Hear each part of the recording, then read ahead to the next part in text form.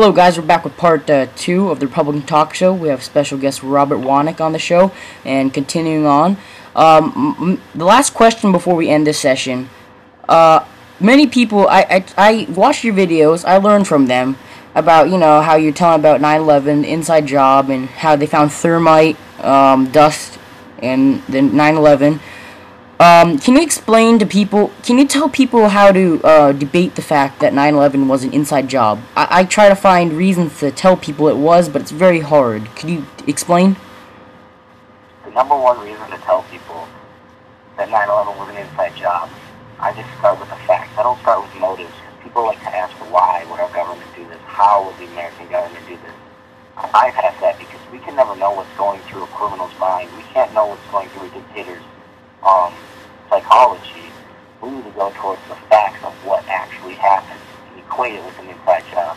What I tell people is that they say that a conspiracy theory is crazy. When someone tells you conspiracy theory is crazy, you need to say, all right, this is what you believe.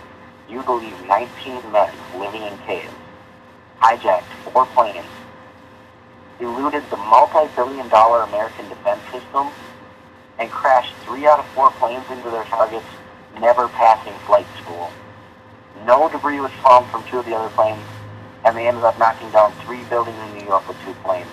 Now you can look at me and tell me what exactly is a crazy theory. Because you just get them thinking about it, and then just give them a flyer, and you leave them with the thought that that doesn't really make sense in my head, and then they look at the flyer, and then they go on to watch a movie. I don't like getting in arguments. I more like evoking people's minds. You tell them stuff about 9/11, like Marvin Bush was head of security for the airport, one of the airports, and the World Trade Center on 9/11. You just tell them stuff like that. The president's relative was in charge of multiple important institutions on 9/11. And you leave them thinking. And when you leave people thinking, it makes them curious. When you try to drill it into their head, it makes them annoyed and disinterested in them. That's the best way to argue with them, isn't it? So leave them thinking. Yeah. And the last thing is, I watched all your videos, I think, and the one that I showed to my mom, because that was the best one, is the one where you were saying that you were in school one day, and you were telling people about 9/11 was an inside job, and they tried to detain you in school. What happened there?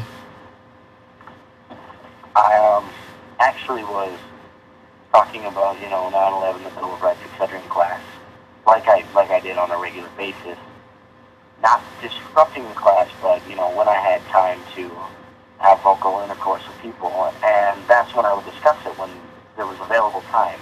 So we were watching a movie. We were watching Forrest Gump in history class, and one student assaulted another student by throwing a textbook at his crotch and assaulted him, and then this big argument broke out, and I basically stood up and I was like, hey, don't do anything dumb, blah blah.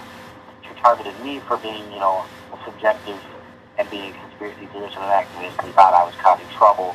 Told me to leave the class. I said, no, I haven't done anything. She said, you need to listen to a teacher. I stated that if I'm given illegal, unconstitutional orders, if I'm given, if I'm punished for no reason, I'm not going to stand for it. I then went to the office and started arguing with the office ladies because they told me I was going to be issued 2 detentions for talking in class. I told them I was mediating between a fight that was happening, and the teacher could not even quote anything that I had said, and they called law enforcement in. They called law enforcement in because I was questioning the punishment I got and quoting the Bill of Rights. Non-violent, non-confrontational, non-disruptive, just having a conversation led to my detainment. So an officer came, and I remember in the video she said if you leave, you'll be put in handcuffs. I told her, I'm leaving the building. There's no probable cause to arrest me. I've committed no crime. I'm leaving. She said, if you leave, I'll put you in cuffs.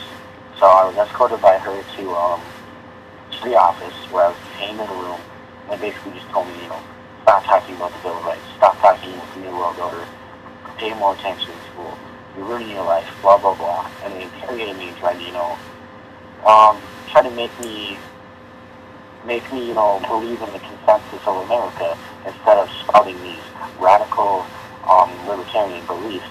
And instead of, being scared by their fear tactics, I went home and made a video production about the event, and it's got almost 200,000 views to this day, and it led to, the schools major changes in policy and kind of being more lenient about things.